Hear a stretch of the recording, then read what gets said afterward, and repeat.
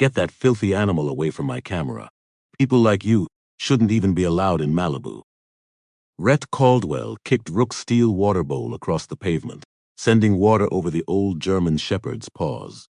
37 people watched from beneath the white charity tents. Volunteers, donors, security guards. Every one of them saw it.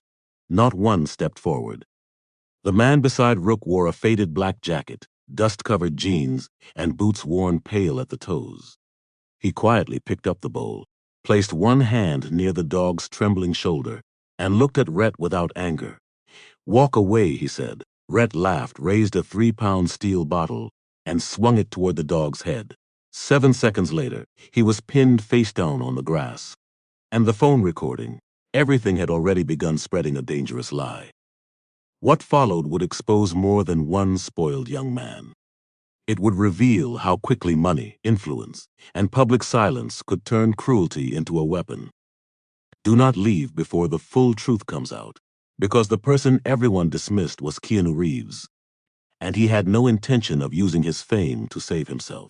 Before we go back 47 minutes to where it began, subscribe to the channel and join this community of people who still believe dignity matters. Then tell us in the comments where you are watching from and what time it is in your city or country right now.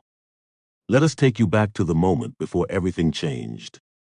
At 10:13 that Saturday morning, the Pacific looked almost metallic beneath the summer haze. The highway above the water carried a steady ribbon of rental cars, motorcycles, landscaping trucks, and black SUVs heading toward private gates. Down below, tucked between a public beach access road and a bluff of dry golden grass, a temporary village of white tents had risen overnight. The signs read Second Watch Canine Recovery. The organization was small enough that volunteers still recognized one another by the sound of their footsteps. It helped retired working dogs receive medical treatment, mobility equipment, behavioral support, and placement with people who understood that retirement did not erase years of conditioning. Some of the dogs had worked in airports. Others had served with police departments, fire investigators, or private search and rescue teams. A few had spent their lives finding explosives and missing people, then reached old age with damaged joints, worn teeth, and nervous systems that never fully learned how to relax. The fundraiser was supposed to be simple. There would be a silent auction, a veterinary demonstration, 2 food trucks, and a short talk about the cost of caring for aging service animals. The organizers had rented the public lawn through the city and received permission to use the adjoining lot. Nothing about the event was glamorous. That was why Keanu liked it. He arrived alone on a dark motorcycle with road dust along the lower frame. He wore a black jacket that had softened at the elbows, dark jeans, and boots marked by years of use. A charcoal cap sat low over his eyes. He parked at the far end of the gravel lot, away from the reserved spaces, then carried 2 folded tables from a delivery van before anyone could ask him to. A young volunteer named Noah recognized him almost immediately. His mouth opened. Keanu lifted one finger, not to silence him harshly, but to ask for restraint. "Today's about the dogs," he said. Noah nodded so quickly his name tag flipped backward. Keanu had donated a private studio tour and a custom piece of motorcycle memorabilia to the auction. He had also insisted that his name not be printed larger than the organization's. When a sponsor proposed a photo wall with his face in the center, Keanu declined. He said a donor's job was to move attention toward the work, not collect it. That answer disappointed the sponsor and relieved everyone else. Caleb Whitmore found him near the water station, trying to repair a folding sign with a multi-tool. Caleb was 61, broad through the shoulders, with a white mustache and a left knee that bent reluctantly. He had trained working dogs for county agencies and federal contractors for more than 3 decades. Now he ran second watch from a converted warehouse in Oxnard and spent most of his time begging foundations to pay veterinary invoices nobody wanted to see. "You know we have people for that," Caleb said. Keanu tightened the final screw. "They looked busy. They were busy looking for you." "That sounds less useful." Caleb smiled. Rook's in the shade. The German shepherd lay on a cooling mat beneath the western tent. He was 11 years old, 91 pounds, and darker around the muzzle than the photographs on the display board behind him. A narrow scar crossed the fur above his right shoulder. His left hip carried the stiffness of arthritis. He had spent 6 years working with a municipal bomb squad in Arizona, then 2 more doing contract detection work at large public events. He had never attacked a person. His job had been to locate danger, stop, and wait for the human beside him to understand. Retirement had been harder than work. Rook did not like empty rooms. He did not like fireworks, dropped metal, or strangers leaning over him. He slept facing doors. He sometimes woke with his paws moving, as though he were still searching a line of parked vehicles. Caleb lowered his voice. He had a rough night. Neighbors set off something around 2. Fireworks? Probably. He wouldn't eat until 6. Keanu crouched several feet away, turned slightly so he did not face the dog head-on, and waited. Rook watched him with amber eyes. After half a minute, the dog leaned forward and sniffed the back of Keanu's hand. "Morning," Keanu said. Rook's tail touched the mat once. People often assumed affection entitled them to immediate contact with an animal. They reached toward unfamiliar dogs because their own intentions felt harmless. Caleb taught the opposite. Good intentions did not cancel fear. Respect began by allowing another living creature to choose the distance. Keanu sat in the grass beside the mat, without touching Rook again. Across the lawn, the event slowly filled. A retired firefighter walked with a Labrador, wearing a blue mobility harness. A family brought a search dog that had located 3 children after a mountain storm. A sheriff's deputy stood beside a Belgian Malinois, whose ears moved constantly beneath the noise of the crowd. There were also ordinary pets, curious tourists, local residents, and donors who preferred the idea of service to the inconvenience of learning what service cost. At 10:31, Caleb's phone rang. He listened for 15 seconds, closed his eyes, and muttered something under his breath. "What happened?" Keanu asked. "The pharmacy sent Rook's prescription to the clinic instead of our booth. Rebecca's driving it over, but she needs my signature on a transfer form before the mobile demonstration. I'll stay with him." Caleb hesitated. "Don't let anyone come from behind, and no metal bowls near his head." Keanu looked at the steel water bowl beside the mat. Caleb followed his gaze. "That one's fine if nobody acts like an idiot." Neither man knew an idiot had just turned off the Pacific Coast Highway. The black Range Rover entered the public lot too quickly, bounced over the curb cut, and stopped across 2 spaces marked for accessible parking. Its engine remained running while 3 young men climbed out. Rhett Caldwell came first. At 21, Rhett had already learned how to convert other people's discomfort into entertainment. He called it content. His father called it initiative. The people paid to manage his reputation called it a developing brand. Rhett was tall, carefully groomed, and dressed in a cream shirt that cost more than some of Second Watch's monthly medication grants. A pair of sunglasses rested in his hair. In one hand, he carried a matte silver water bottle. In the other, he held a phone displaying a live viewer count. Behind him came Sawyer Beckett, 20, whose job in the friendship was to understand cameras, edit out consequences, and laugh half a second after Rhett did. Sawyer wore a wireless microphone, clipped beneath his collar, and carried a second phone attached to a stabilizer. Gavin Hollis stepped out last. He was also 20, though he looked younger whenever Rhett turned toward him. Gavin's mother worked for one of Harlan Caldwell's development companies. Rhett had invited him into the group months earlier, and Gavin had spent every week since then, afraid the invitation might be withdrawn.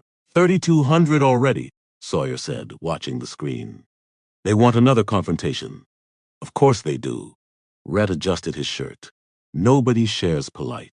Their previous video had shown Rhett walking into a private tennis club, wearing a delivery uniform, then insulting employees until security removed him. The caption accused the club of class discrimination, though the full footage would have shown that he had knocked over a tray and screamed at a receptionist. The edited version passed 400,000 views. The club's manager received death threats. Rhett considered that proof of talent. A sportswear company had disagreed. 2 days earlier, the company informed his management team that it would not renew a promotional contract unless his audience growth improved and his content became less reputationally volatile. Rhett heard only the first half. He needed a video before Monday. Sawyer tilted the camera toward the white tents. Retired dogs, that could work. How? Fake adoption. Pretend one bites you. Something emotional. Gavin looked across the lawn. They're working dogs. Some of them have anxiety. Rhett glanced at him. Thank you, Dr. Animal Planet. I'm just saying, don't mess with one. No one's messing with anything. We're filming reactions. That was how Rhett described every boundary he crossed. Shove became a reaction test.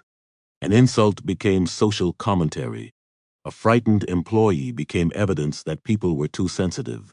He never admitted to causing harm because, in his mind, the camera transformed harm into material. The three men walked toward the registration table without moving the Range Rover. A volunteer named Denise politely asked whether they could relocate it. Rhett looked past her at the lawn. Will be 5 minutes. Those spaces need to remain open. My friend has a knee issue. Gavin stared at him. Denise looked down at Gavin's legs, then back at Rhett. There's open parking at the far end. Rhett raised his phone so Denise's face entered the frame. Are you denying access to someone with a disability? Denise stepped back. No, I'm asking you not to block both spaces. Then we agree. He walked away before she could answer. Sawyer whispered, "Good start." Gavin did not laugh. At the edge of the silent auction tent, Rhett noticed a framed document describing the city lease for the lawn. The name Second Watch, Keanu, appeared beside a map of the bluff. He recognized it. His father had mentioned the organization at dinner 3 nights earlier. Harlan Caldwell's company wanted the city to approve a luxury coastal wellness complex on 34 acres of public adjacent land. The project promised a boutique hotel, private treatment villas, a helipad, and what the proposal called curated shoreline access. The existing public road, rescue training area, and seasonal animal rehabilitation space complicated the plan. Second Watch had submitted comments opposing the transfer of part of the land. Harlan had dismissed them as sentimental obstructionists.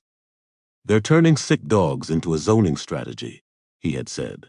Rick pointed the camera at the organization's sign. My dad knows these people. They're activists. They're giving medicine to old dogs, Gavin said. Same business model. Sad pictures, donations, political leverage. Sawyer scanned the lawn through his phone. There's your guy. Keanu sat beneath the western tent with Rook beside him. His cap hid most of his face. From a distance, the faded jacket and dusty boots suggested a mechanic who had wandered over from the highway. A small toolbox lay near his foot because he had been repairing another sign. There was no entourage, no security detail, and no reserved chair. Rhett zoomed in. Who is he? Volunteer? Sawyer guessed. Looks homeless, Rhett said, or one missed paycheck away. Gavin studied the man. Something about the posture seemed familiar, though he could not place it.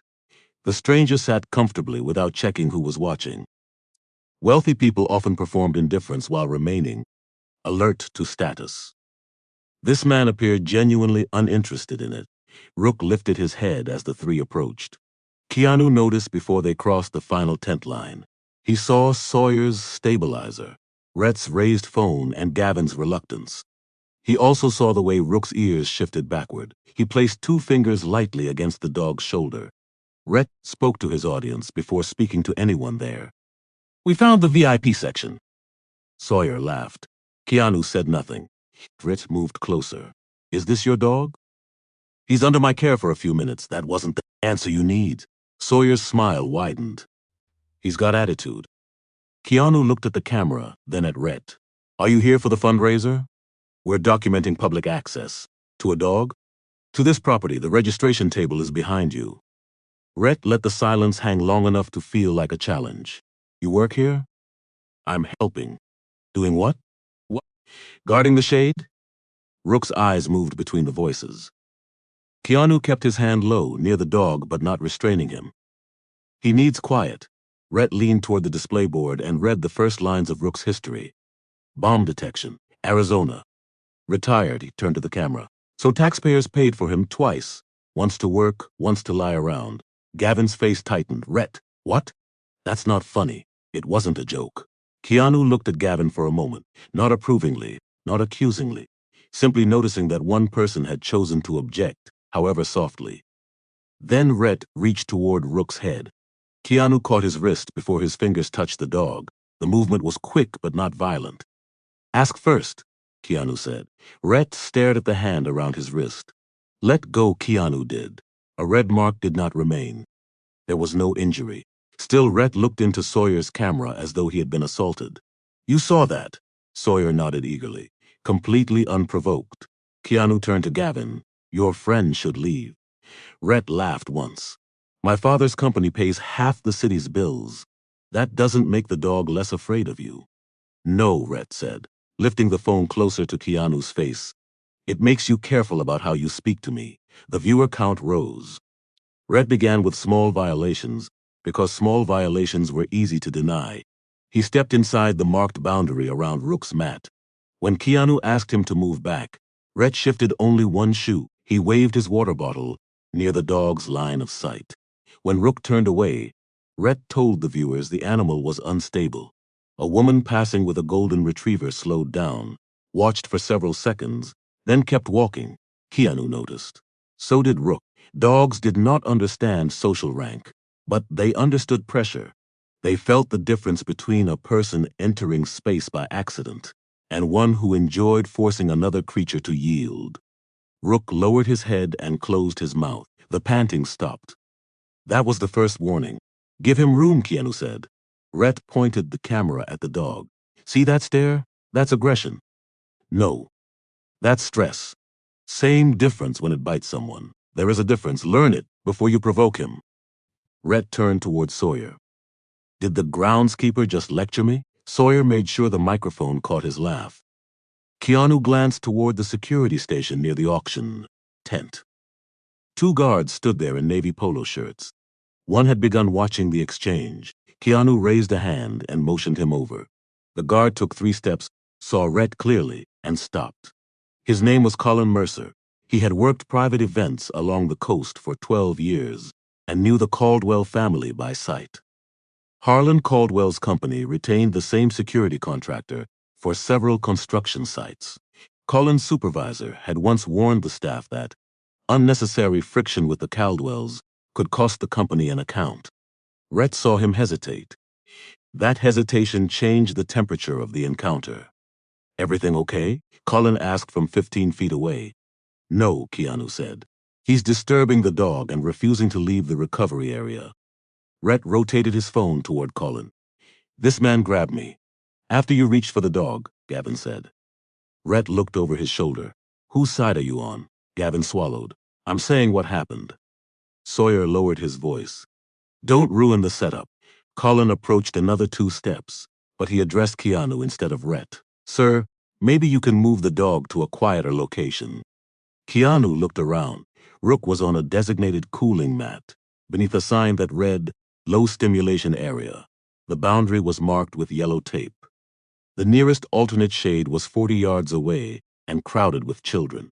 He's where he's supposed to be, Keanu said. Colin's eyes flicked toward Rhett. I'm trying to de-escalate. So am I. Ask him to leave. Rhett smiled at the camera. This is what entitlement looks like. The statement was so backward that Denise, the volunteer from the parking lot, stopped beside a table of brochures. She opened her mouth, then noticed Colin's expression and said nothing. Keanu looked from Denise to the security guard, then to the dozen people now watching. Someone find Caleb Whitmore, he said. He runs the program. A donor in linen clothing whispered that Caleb had gone to the mobile clinic. Rhett stepped closer to Rook. Maybe the dog can answer for himself. Keanu rose. He did not move toward Rhett. He simply stood between him and the mat. That was when Gavin recognized him. The cap, the beard, the voice, it assembled in his mind all at once. His eyes widened. He leaned toward Sawyer and whispered, I think that's Keanu Reeves. Sawyer squinted. No chance. I'm serious. Rhett heard them. His smile became sharper. You think every sad man with long hair is Keanu Reeves? Keanu gave no sign that he had heard. Sawyer zoomed closer and checked the screen. could be, the possibility should have ended the confrontation. Instead, it offended Rhett. If the stranger really was famous, then Rhett had spent several minutes failing to dominate a man the audience might admire more than him. If the stranger was not famous, backing down would still look weak. Either way, Rhett believed retreat would cost him status. He took a sealed strip of dried meat from a sample basket and held it toward Rook. "Don't feed him," Keanu said. Rhett crouched. "Come on, hero, taxpayer snack." Rook watched the treat but did not move. Rhett pulled it back just as the dog leaned forward. Sawyer laughed. Rhett offered it again, then withdrew it a second time. Keanu took the strip from his hand and placed it on the table. "That's enough." Rhett stood. "You stole from me. It belongs to the organization. I picked it up. And now you're done with it." A few people smiled nervously. Rhett saw them. Humiliation did not need to be large to wound a person who had never learned to carry it. For Rhett, 3 quiet smiles from strangers felt worse than an insult. His face changed. The performance slipped, revealing something smaller and meaner underneath. He raised the silver bottle and let it fall onto the folding table. The metal struck hard. Rook flinched so violently that the mat folded beneath his paws. He scrambled up, breathing fast. His nails scratched the pavement. Keanu turned away from Rhett immediately. "Easy," he said. "You are here. Stay with me." He did not grab the collar. He lowered his body, kept his voice steady, and gave Rook a clear path away from the noise. The dog looked toward the road, then back at him. Rhett lifted his phone. "There. You saw that. Dangerous animal. You caused it," Gavin said. "Dogs hear sounds every day. Not all sounds mean the same thing to them," Keanu replied without looking up. "Some working dogs associate metal impact with places where people got hurt." Rhett rolled his eyes. "It's a dog. It doesn't have a resume." The words carried farther than he intended. Caleb Whitmore had just returned from the mobile clinic. He stood at the edge of the tent with a white pharmacy bag in one hand. For a moment, he did not move. Then he walked toward them. "That dog has done more public service than you have done public thinking," Caleb said. Rhett turned. "Who are you?" "The person asking security to remove you." Collins shifted uncomfortably. "Mr. Caldwell, let's take this outside the recovery area."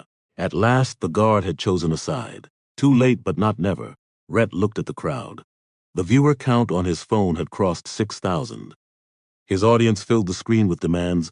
"Make the dog bark. Test it. Fake a lunge. Get close." Sawyer saw the messages too. "Give them a reaction," he murmured. Gavin heard him. "Stop filming." Sawyer ignored him. Caleb handed the pharmacy bag to Keanu. "Take Rook behind the tent."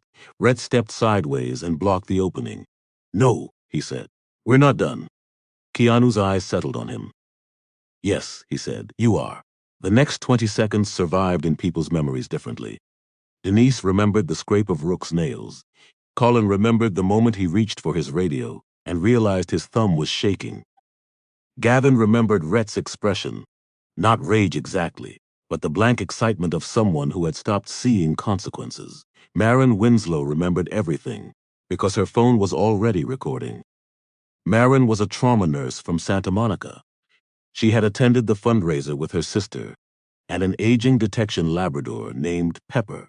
When Rhett dropped the bottle on the table, Maren began filming from 30 feet away. She did not move closer. She did not shout. She kept the camera horizontal, captured the full space around the people involved, and quietly told her sister to call 911. That decision would matter later. Rhett planted 1 foot near Rook's bowl. "Move," Caleb said. "You people don't own the lawn." "No," Caleb replied. "But you don't own everyone standing on it." Few heads turned. The sentence landed. Rhett kicked the water bowl. It slid across the pavement, spun once, and struck the leg of a donation table. Cold water splashed over Rook's paws. The sharp metal scrape pulled the dog backward into an old reflex. He rose, shoulders rigid, and stepped between Keanu and Rhett. He did not lunge. He did not bare his teeth. He stood. Rhett saw 91 pounds of German Shepherd in front of him, and discovered for one honest instant that cruelty could be frightened by its own result. His eyes widened. He stepped back. Then he noticed the phones. Fear became embarrassment. Embarrassment became aggression. Get that filthy animal away from my camera, he snapped. People like you shouldn't even be allowed in Malibu. 37 people had gathered within hearing distance by then. Volunteers, donors, security guards, beachgoers. They watched beneath the white tents while the dog shook water from one paw. Not one step forward, Keanu picked up the bowl and set it upright. His left hand remained near Rook's shoulder, close enough to guide but not trap him. Walk away, he told Rhett. Rhett laughed. Then he raised a 3-pound bottle. The first swing came down from his right side. Keanu moved toward it, but Rook shifted at the same moment. The bottle struck the upper left side of the dog's head with a hollow metallic crack. Rook cried out. The sound changed the crowd. Several people gasped. Someone screamed. Caleb dropped the pharmacy bag. Rook's front legs folded. His body struck the grass, then rolled against the edge of the mat. Blood appeared along the fur above his ear. Rhett froze, looking at what he had done. Sawyer's camera stayed on him. For 1 second, there was still a choice. Rhett could have dropped the bottle, stepped back, and accepted help. Instead, he lifted it again. Keanu caught his wrist before the second swing began. He did not punch him. He turned Rhett's arm outward, stepped behind his shoulder, and redirected his balance. Rhett tried to twist free.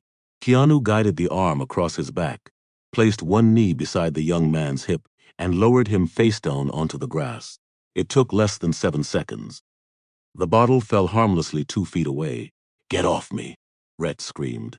Stop moving. Your arm isn't broken. Do you know who my father is? Keanu tightened nothing. He simply kept the wrist controlled and the shoulder below its dangerous range. Years of choreographed fight work had taught him how easily movement could injure someone when angles went wrong. More important, adulthood had taught him that anger made bad decisions feel necessary. Rhett bucked again. Keanu said, You're going to stay still until someone checks that dog. Colin finally ran forward.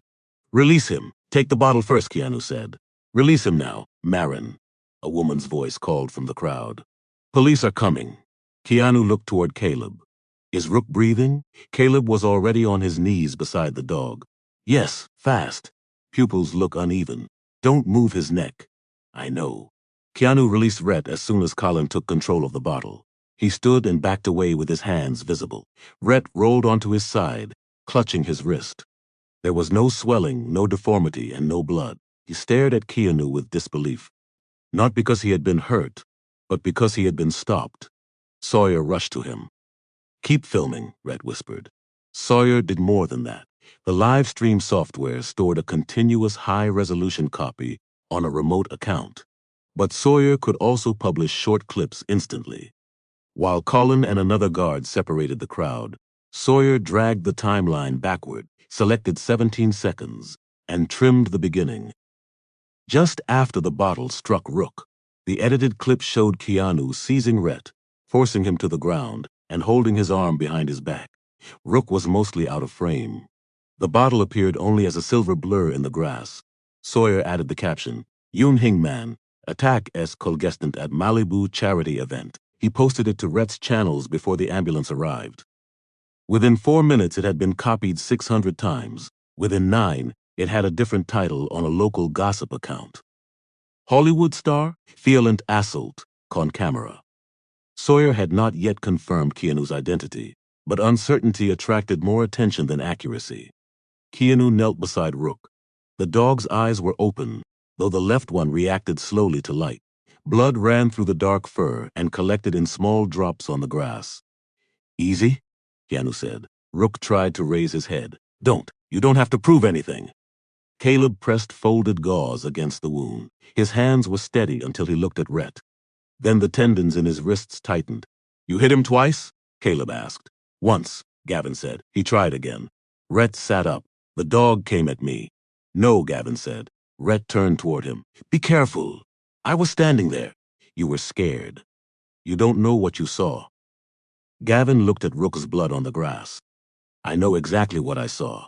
It was the first complete sentence of opposition he had spoken to Rhett in months. Sirens approached along the access road.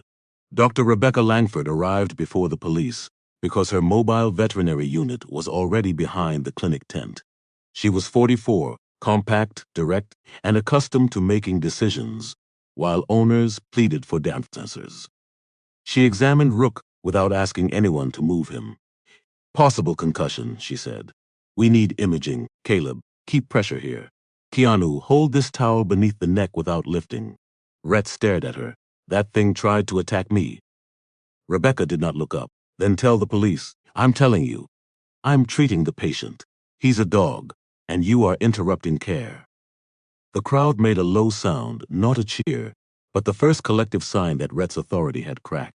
2 county deputies entered the lawn with body cameras active. Behind them came a Malibu liaison officer, and several minutes later, Chief Warren Pritchard in an unmarked vehicle.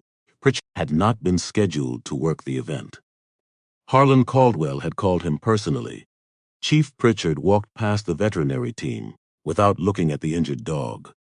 He was 56, silver-haired, and careful about appearing calm in public. His uniform was immaculate even on a Saturday. He had spent 28 years learning which rules were enforced automatically, which could be delayed, and which became flexible when the correct person called. Harlan Caldwell was one of those people. Which one is Rhett? Pritchard asked. Although he had met him at 3 fundraising dinners, Rhett raised a hand. He attacked me. Pritchard turned toward Keanu. Recognition flickered across his face. It lasted less than a second, but Keanu saw it. So you know who I am, Keanu said. Pritchard's expression closed. Right now, you're a participant in an assault investigation. That wasn't my question. We'll establish everyone's identity. One deputy, Elena Ruiz, began separating witnesses. She asked people not to discuss what they had seen with one another. It was standard procedure, and the first sensible instruction anyone in authority had given. The other deputy, Mason Dyer, spoke to Rhett, while Sawyer held the phone near enough to catch selected phrases. He grabbed me out of nowhere, Rhett said. I thought the dog was charging. I raised my bottle to protect myself. Then this guy tackled me. Did the bottle strike the dog? I don't know. Everything happened fast. Gavin stepped forward. That isn't what happened. Pritchard put out one hand. You'll get your turn. I'm giving it now.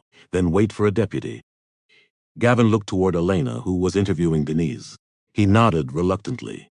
Marin remained near the back of the crowd with her phone in her pocket. She had already sent the original video to her sister and uploaded another copy to encrypted cloud storage. Years in emergency rooms had taught her that records disappeared most easily when only one person controlled them. Keanu watched Rook being transferred to a rigid stretcher. Rebecca secured the dog's neck and monitored his pupils. Caleb climbed into the mobile unit beside him. I'm going with them, Keanu said. Pritchard moved into his path. No, the dog needs someone familiar. Mr. Whitmore is going. He asked me to stay with him. You're being detained. On what basis? Pritchard nodded toward Rhett.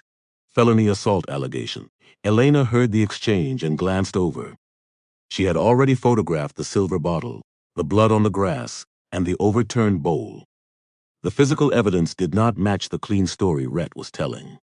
Chief, she said, we should review the witness video before making a custody decision. Pritchard did not turn. We have a victim complaining of arm and shoulder pain. We also have an injured animal. Document it. Keanu looked at Elena. Please make sure the blood sample is preserved.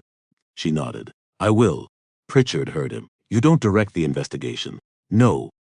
I'm asking whether there will be one. That sentence reached several phones. Pritchard's jaw tightened. Turn around.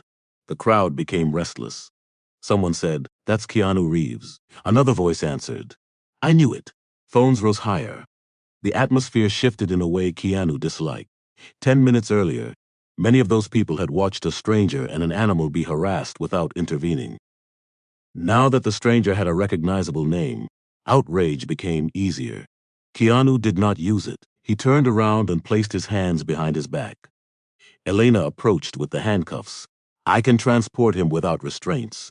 Pritchard said, use them. She looked at Keanu. He gave a small nod. The cuffs clicked around his wrists. Rhett smiled before remembering the cameras. He changed the smile into a grimace and held his shoulder. Sawyer whispered, we have it. Keanu heard him. As Elena walked him toward the patrol vehicle, a woman near the auction tent called out, "We saw what happened."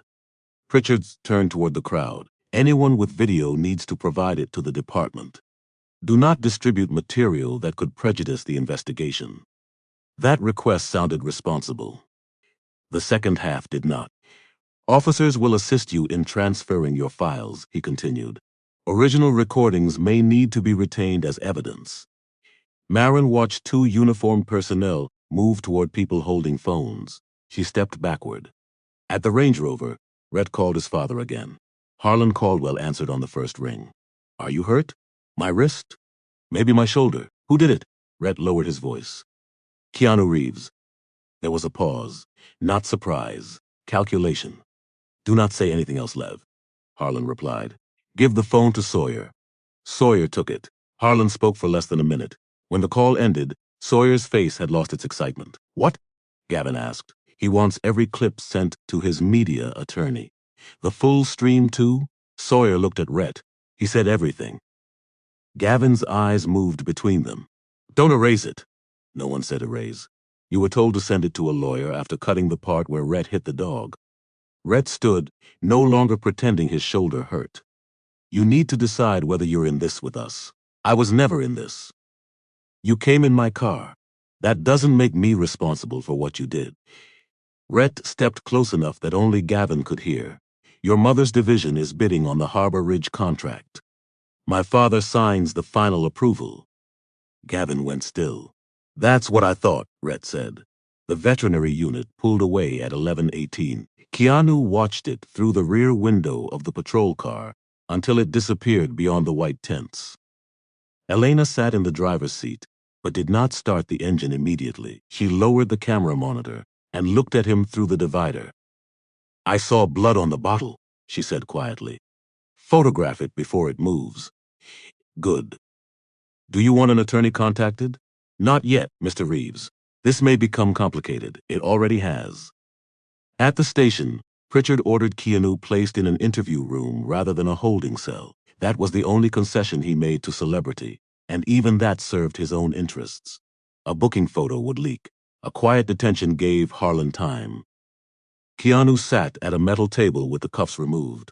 A clock on the wall read 11:46. His phone and wallet rested in an evidence envelope outside the room. He had been allowed one message before the device was sealed. He sent it to Caleb. "How is Rook?" The reply arrived before Elena took the phone. "CT next, conscious. Rebecca says stable for now." Keanu read it twice. Then he handed over the phone. At 12:07, the edited video passed 1 million views. By noon, the internet had chosen a story. Most people saw only 17 seconds. Keanu appeared from the left edge of the frame, trapped Rhett's arm, forced him down, and held him there while the young man shouted. The caption supplied motive where the video did not. Some accounts called it an unprovoked celebrity attack. Others called Rhett a clout chaser. Thousands of strangers argued about body language, privilege, violence, and fame without seeing the dog bleed 6 feet outside the crop. Harlan Caldwell understood the value of arriving first. His communications director issued a statement at 12:22. Earlier today, Harlan Caldwell's son was violently assaulted while attending a charitable event in Malibu. The Caldwell family supports a full and impartial investigation and asks the public to respect the privacy of all involved. The statement did not mention Rook. It did not mention the bottle. It described Rhett as attending the fundraiser, though he had never registered or donated. Harlan then called Chief Pritchard. "I need confirmation that Reeves remains in custody," he said. "He is detained while we gather statements." "That is not confirmation. His identity makes this sensitive." "His identity makes equal treatment essential." Pritchard almost admired the phrasing. Harlan could turn favoritism into principle without changing his breathing. "We have witnesses contradicting your son," Pritchard said. "Then determine whether they coordinated. One of them is Rhett's friend, former friend apparently." Pritchard looked through the window of his office. Elena Ruiz was carrying an evidence bag toward the secure room. Inside it, the silver bottle showed a dark red streak near the base. "Harlan, there is physical evidence," There is always physical evidence. The question is what it proves. What do you want? I want your department to avoid rewarding a famous man for applying force to a private citizen.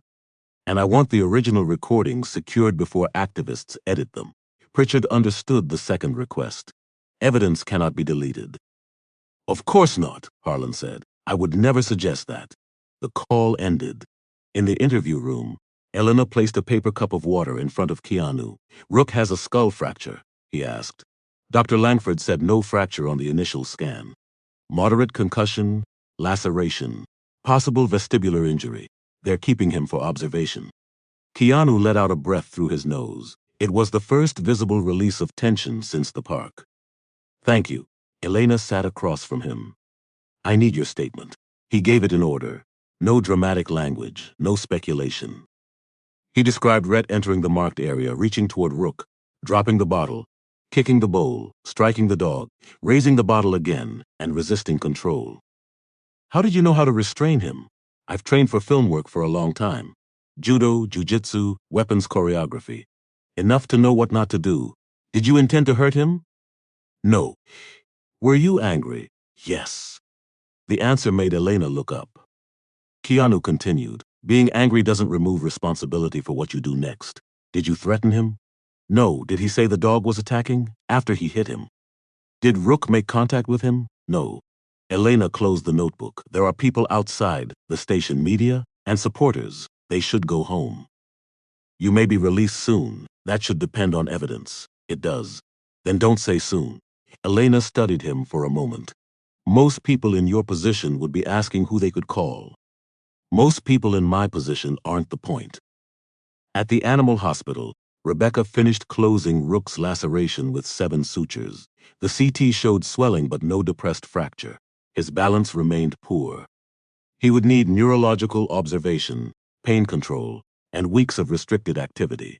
Caleb sat beside the recovery kennel, with his hands clasped. You can be angry later, Rebecca told him. I'm efficient. I can do both. No, right now he needs your nervous system to tell his that the room is safe.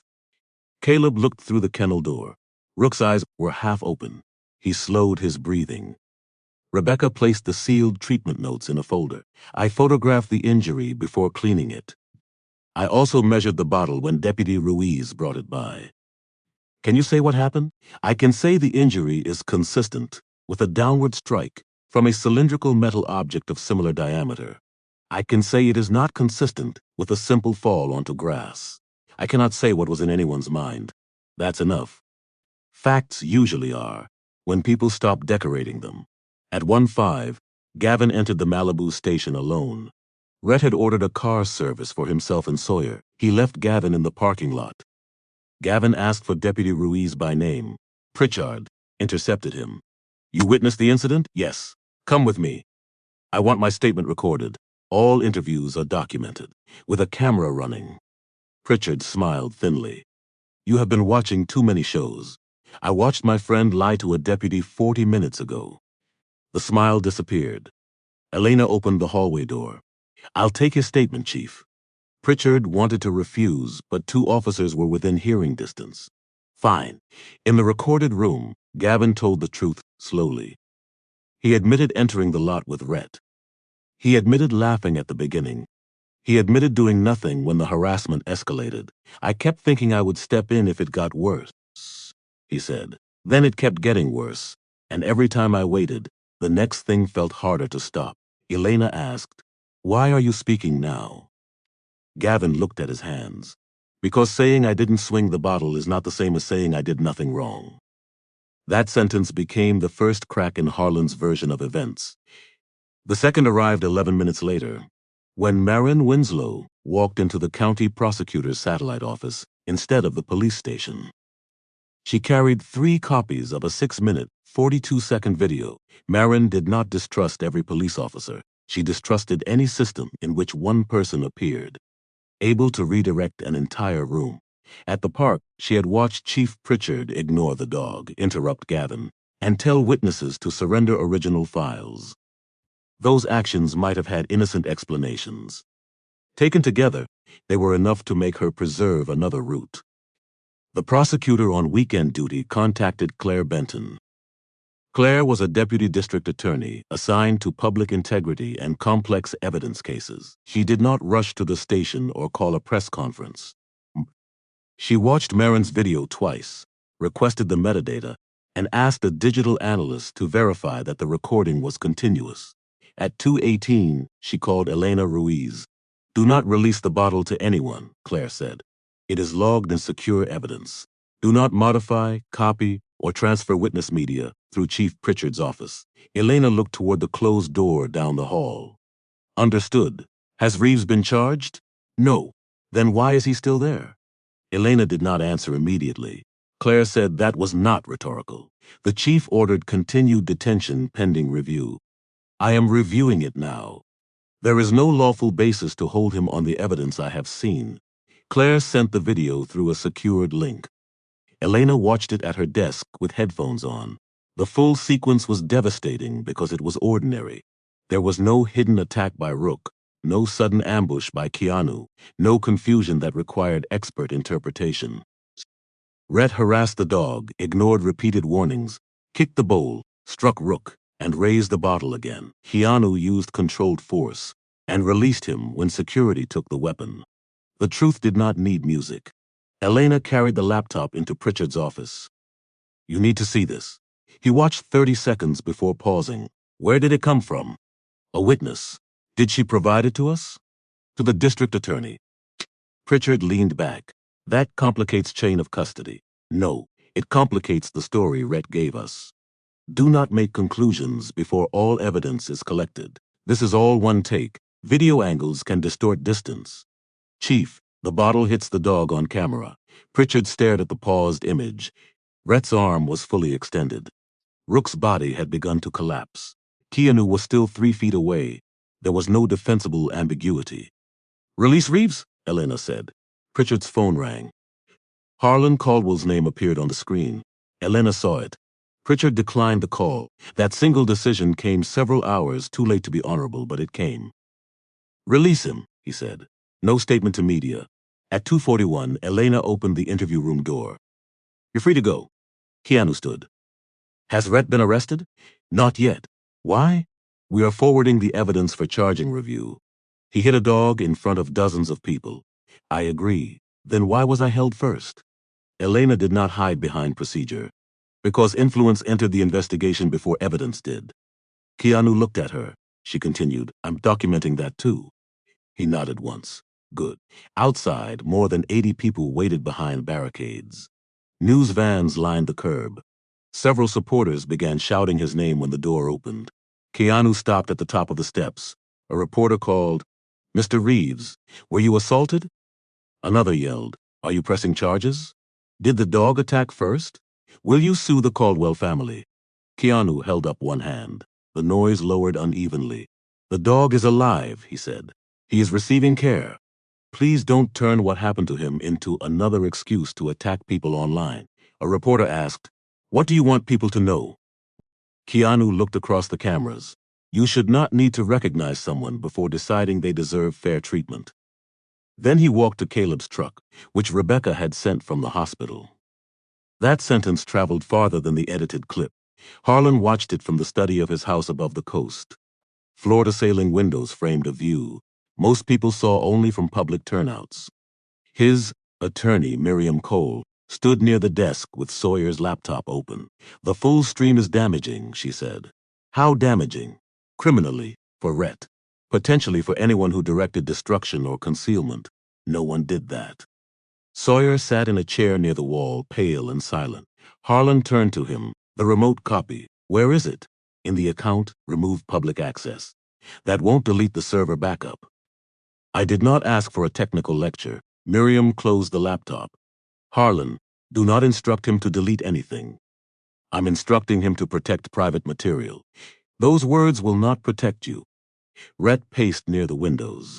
"We can say the dog lunged before Marin started filming." "The footage begins before you approach," Miriam said. "Then say it was trained to look calm." Miriam stared at him. "That sentence should never leave this room." Harlan ignored her. "Sawyer, who else has credentials to the account?" "Just me and Rhett." Transfer ownership to council. Sawyer looked at Miriam. She said, "Do not." Harlan's voice hardened. "Your family's media company has 3 contracts with Caldwell Development." Sawyer understood the threat. So did Miriam. Harlan stepped closer. "I am asking for cooperation." Sawyer thought about Gavin abandoned in the parking lot. He thought about Rhett telling police the bottle might not have hit the dog.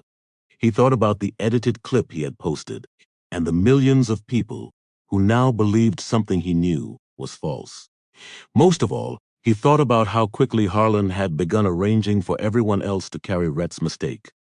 "I need the bathroom," Sawyer said. Harlan waved toward the hall. Sawyer took his phone with him. Inside the marble guest bathroom, he locked the door, opened the server dashboard, and generated a read-only archive link. He sent it to an email address he had copied from Claire Benton's public office page. Then he sent a second message. "I edited the 17-second clip. The original is here. Mr. Caldwell is pressuring me to transfer and remove access. I will provide a statement." Sawyer stared at the screen after the message left. He did not feel brave. He felt late. The original live stream reached Claire Benton at 3:06.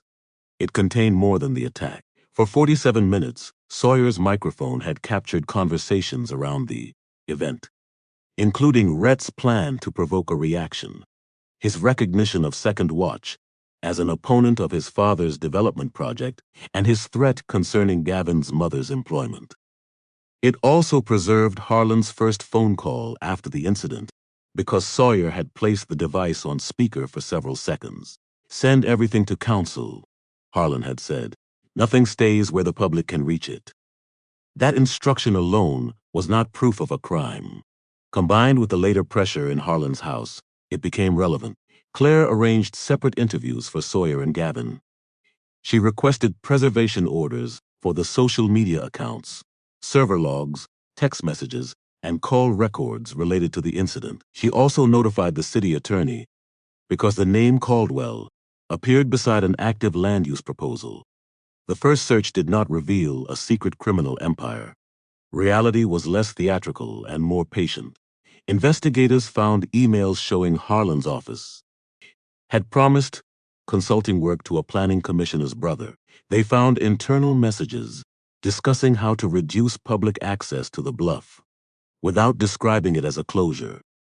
They found a spreadsheet tracking political donations beside project approvals. None of those documents had been created because Keanu Reeves attended a fundraiser. They had existed for months. The assault merely caused people to look. Elliot Granger, an investigative reporter with the California Coastal Ledger, had been examining the Harbor Ridge project for nearly a year. He possessed zoning maps, campaign finance records, and statements from former city contractors, but no single piece proved coordination. When the Caldwell video became national news, one of Harlan's former project managers contacted him. "Check the advisory contracts," the source said. "They paid relatives, not officials." Elliot compared the names. The pattern emerged by midnight. He called Claire, who could not discuss an active case, and then called the city ethics office. By Sunday afternoon, Harbor Ridge's approval hearing had been postponed. Harlan blamed Keanu. That was easier than accepting that his own records had defeated him. Rhett was arrested Sunday morning on suspicion of felony animal cruelty, assault with a deadly weapon, and filing a false report. The final charges would depend on prosecutorial review, evidence, and state law. He was not dragged from a mansion before television cameras. His attorney arranged a surrender at a side entrance of the station. Even so, photographers were waiting. Rhett wore a dark suit and looked offended by the existence of consequences. Sawyer was not charged with striking Rook, but his role was not erased. He admitted creating and publishing the deceptive clip. He entered a cooperation agreement, surrendered his devices for forensic review, and faced a civil claim from Second Watch for harm caused by the false portrayal of its event.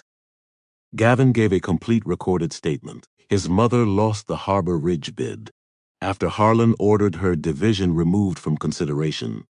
But the retaliation became another documented part of the investigation. A competing firm later hired her based on her record. Chief Pritchard attempted to describe Keanu's detention as caution under uncertain circumstances. Elena's body camera footage weakened that defense. It showed her advising him to review witness video before taking Keanu into custody. It showed the bottle, the blood, and Gavin trying to speak. Phone records showed 4 calls between Pritchard and Harlan during the first 2 hours. Pritchard was placed on administrative leave, pending an independent inquiry. He was later charged with evidence-related misconduct after investigators discovered that he had directed an officer to route witness devices through his office instead of the standard digital evidence unit. There was no proof that he personally deleted a video. There was proof that he tried to control who could see one. Elena remained on duty and testified about the sequence. At the animal hospital, none of that mattered to Rook. For 2 days, he vomited when he tried to stand. His left eye tracked movement slowly. Rebecca kept the room dim and limited visitors. Caleb slept in a chair beside the kennel. Keanu came after midnight, when the front entrance was quiet and no cameras waited outside. Rook lifted his head when he heard the familiar voice. "Hey," Keanu said. "No work tonight." The dog tried to stand. Keanu sat on the floor. That wasn't a request. Rook lowered himself again, breathing through his nose. Caleb handed Keanu a paper cup of bad coffee. "You didn't have to come. I know. They're saying you saved him. I didn't stop the first hit. You stopped the second." Keanu looked through the kennel door. 37 people were close enough to see what was happening. People freeze, sometimes, and sometimes they calculate what speaking will cost. Keanu nodded. "That too."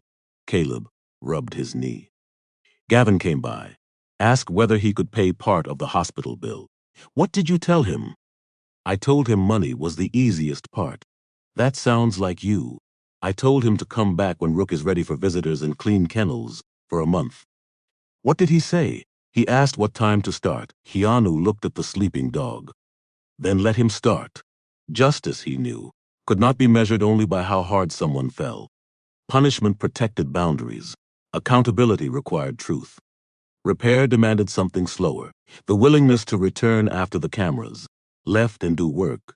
No audience would applaud. 6 months later, the white tents returned to the bluff. The city had renewed Second Watch's public use permit for 5 years. Harbor Ridge remained suspended, while the Ethics Commission reviewed its financing and access provisions. A new ordinance required officials involved in land transfers to disclose paid relationships extending to immediate family members. The police department adopted a digital evidence rule that prevented command staff from privately rerouting recordings collected in high-profile incidents. No policy could guarantee courage. It could only make cowardice harder to hide. Rhett pleaded no contest to animal cruelty and making a false report as part of an agreement that required supervised community service, behavioral counseling, restitution for Rook's treatment, and a multi-year prohibition on owning or handling animals without professional supervision. The assault count was resolved within the same agreement after medical and use of force experts confirmed that Keanu's restraint had caused no serious injury. Rhett never offered a meaningful public apology. In his statement to the court, he described the event as a misunderstanding amplified by celebrity. He blamed the live stream audience, the noise, the dog's movement, and the pressure of being filmed. He did not blame the hand that raised the bottle. The judge listened, then told him, "Responsibility begins where explanation stops being an excuse." Sawyer posted a correction to every account he had used to distribute the edited clip. The correction received fewer views than the lie.